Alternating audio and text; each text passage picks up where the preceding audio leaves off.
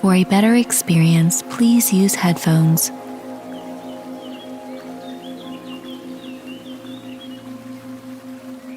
Since you woke up today morning, till this moment, let's leave the sleeping time. Since you came awake fully, from that moment to this moment, your body has been doing its things, isn't it so? Physical activity is happening, both outwardly and inwardly, happening or no? That's why we're alive, it's happening. Mental activity has been happening, emotional activity is happening, energy activity is happening. How much of these four dimensions of activity did you perform consciously from the moment you came awake till now? How much do you think? What percentage? What percentage? Well below 1%, believe me. When you perform activity consciously, less than 1%, over 99% is unconscious. Everything will look accidental, isn't it? Everything looks like divine intervention. Because 99% of the time you're unconscious. Do one thing. When you drive today to wherever you drive, 99% of the time, close your eyes and drive. You will see how many people you will meet.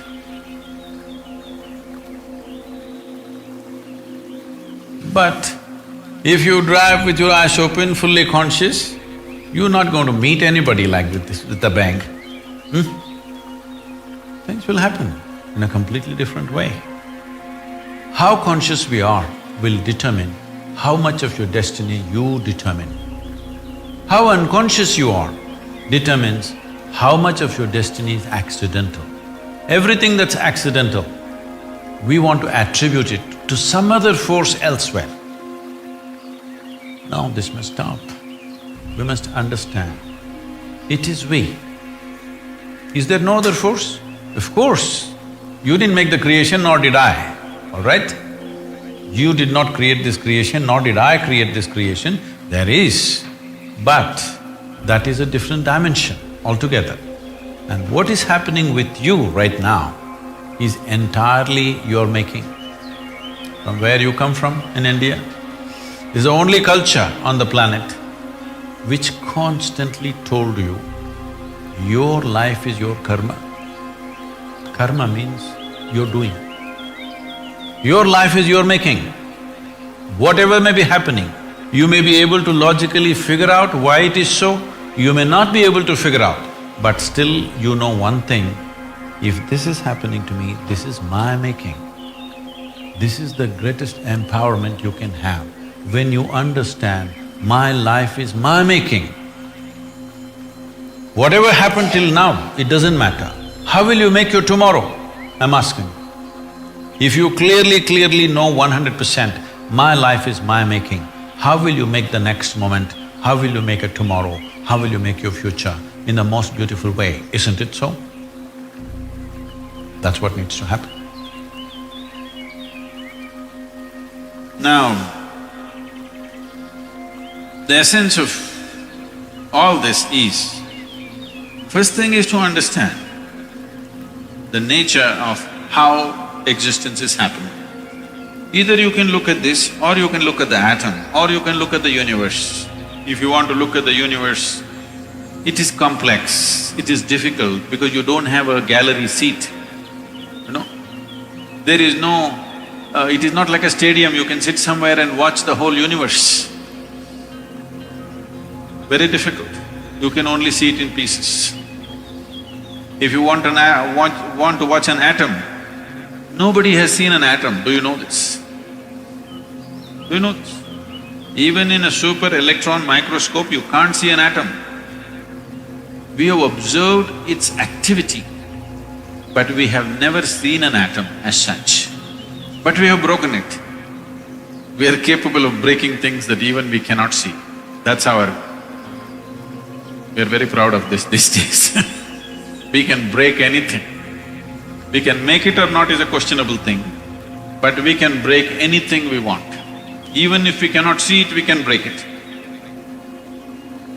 Now what you see and what you do not see itself is a very dicey thing in the sense, what is it that you can see?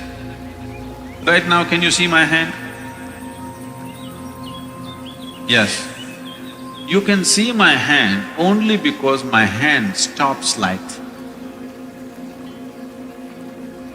If my hand did not stop this light, if it allowed light to pass through, you wouldn't see this hand, yes? Or in other words, right now your visual apparatus can see only those things which stop light. Anything that allows light through, you cannot see it. You cannot see light itself, first of all. Can you see the light that is here? No, only whatever stops light, you can see it. What does not stop light, you cannot see it. Very bad, isn't it? You must be able to see all those things which allow light to pass through, because they are important things. But right now your visual apparatus are trained to see or capable of seeing only that which stops light. So the whole process of seeing life the way it is means, first of all, evolving an eye, a thoughtless eye, an eye which is free of thought. When I say free of thought, it is free from the taint of memory. Right now, these two eyes are heavily loaded with memory. So you can see this. If you see a group of people like this, if you just casually look like this, among these hundreds of people, if there is one face that you're familiar with, you will see suddenly that face sticks out. Have you noticed this? Have you noticed this? You're going in a street, there are 100 people standing there. Your friend is among that. If you look here, just this friend's face is more clear than the rest of the faces, because this eye works with memory. The more memory you have, the better it sees. No memory, it cannot see. Memory means an accumulated past. Memory means information. Memory means that which does not exist but acts out as if it does. Memories are more real than reality, isn't it so? Yes, sir. So I want you to understand, everything in your life is run by memory, not just your computer stick. Everything in your life. When I say memory, not just what you carry here, your very body is a body of memory. Why, if you eat a banana, it becomes a masculine body, and if she eats a banana, it becomes a feminine body, is simply because of the memory that it contains, isn't it? The information that is stored in this body and that body is different. Same banana, it becomes a man, same banana, it becomes a woman. Yes or no? Huh? Are you eating different types of bananas? Same thing, same food if you eat, it is becoming one way. In one person it is becoming dark skin, in another person it's becoming fair skin. How? The memory that you carry. Do you remember your great-great-great-great-great-grandfather? You don't. But his nose is sitting on your face. Your body remembers, isn't it? You may not have no idea who it was, but your body remembers even today. 1,000,000 years ago, how your forefathers were, still it remembers, isn't it? So what you call as my body is just a body of memory, and eyes are loaded with memory. An eye which is loaded with memory, an eye which is corrupted with memory, cannot see anything the way it is. It will only see things as it is convenient, because the software is working from inside. It will not allow you to see anything the way it is. This is what traditionally we are referring to as karma. It is there in your body It is there in your energies, it is there in the way your chemical reactions happen, it is there in your brain, it is there in your mind, it is there in everything. In the very physical energy that you carry, there is memory, because you will see each person's energies behave differently from the other, simply because of the type of memory it carries. If you want to get rid of this, it's a long process. And if you get rid of this, dismantling of the personality and the body will happen. So another way is to create a distance from it. Just hold it little away. When you want to play with it, you play with it. When you want to switch it off, you must be able to switch it off. So for this, an external view is needed. Right now, your ears are loaded with memory, your eyes are loaded with memory, your tongue is loaded with memory. Why? If you are born in Karnataka, if you go to North India, food doesn't taste good is because the tongue is loaded with memory. Yes or no? Have you suffered this or no? You went north and they said aloo bhaji, aloo matar, aloo palak, aloo parota, aloo they said. You couldn't stay there because your tongue is loaded with memory. It wants the same things back, otherwise it will suffer. So what being loaded with memory means is, a cocoon of the past is holding you. It will not allow you to even move into the present. A cocoon of the past holds you, and you allow it to do this because it feels safe. It creates a cocoon. There is safety, but in safety, there is also imprisonment. You're really safe if we lock you up in a safe, isn't it? But the problem is you can't get out. That's the whole problem. Walls that you build as self-protection, they also become the walls of self-imprisonment. That is the nature of life. If you lock yourself from inside or outside, it's the same thing. As long as you do not open the door, whether somebody locked you from outside or you locked yourself from inside, there is no difference. Anyway, you're imprisoned, isn't it? At least somebody locked you from outside, you can at least complain and scream. You locked yourself from inside, you can only be depressed. You cannot even scream. At whom will you scream? So this process of what we are looking at is, the memory imprints itself on all levels,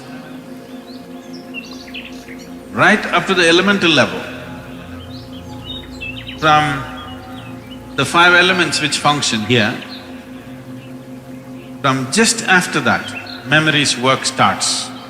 So when we utter the word karma, it is not one simple formula, or it's not, people are saying theory of karma. We are not talking about any theory. We are referring to a certain reality. Karma means memory, action and memory. Past action exists only in the form of memory, isn't it so? Yes? Memory, not just what you carry here. Every cell in the body carries its own memory. Why one atom behaves differently from another atom, though the same ingredients is, it has a memory. A hydrogen atom has one kind of memory, oxygen atom has another kind of memory. Unless you mix them up, they will continue to behave like that. It is in a small circle. You are in a little larger circle. The universe is in a much larger circle, but the same memory rules all of it. So when we said karma, we are not talking about some concept or philosophy. We are referring to a certain reality which is finding manifestation as who you are. The very shape of your body is because of memory. If a bird eats a mango, it becomes a bird. If a worm eats a mango, it becomes a worm. If you eat a mango, you become a human being. Same mango, how many things it's doing, depending upon what kind of memory it carries, isn't it? What you call as a seed, if you plant the same seed, if you plant a seed in the same soil, here you plant a mango tree, here you plant an apple tree, the same soil, this will only produce apples, this will only produce mangoes. I know there is a newspaper picture where a jackfruit is become bananas, that's different. Yes, you saw this? Oh, you are from Bangalore or Devanahali?